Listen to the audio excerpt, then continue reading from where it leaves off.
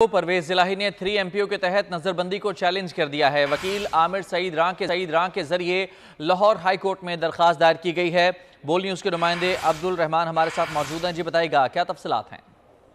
जी बिल्कुल, चौधरी परवेज लाई ने 3 एमपीओ के तहत अपनी नजरबंदी को लाहौर हाईकोर्ट में चैलेंज कर दिया है। चौधरी परवेज लाई ने अपने वकील आमिर सईद रां के तवज्जुह से दरखास्त दायर की है। दरखास्त में FIA, NAB, anti corruption, IT Punjab, IT jail खाना जात, DC लाहौर को फरीक बनाया गया है और ये मौका अख्तियार किया गया है कि दरखास्तदार की दहशतगर्दी के मुकदमे में लाहौर हाईकोर्ट ने फांसी जमानत मंजूर की। अदालत ने किसी भी नामालूम और खुफिया मुकदमे या जेर इंक्वायरी में गिरफ्तार न करने का हुक्म दिया था, मगर जेल हुकाम ने रोककर मिलने के बावजूद रिहाई की जगह गैर कानूनी तौर पर हफ्ते भेजा में रखा।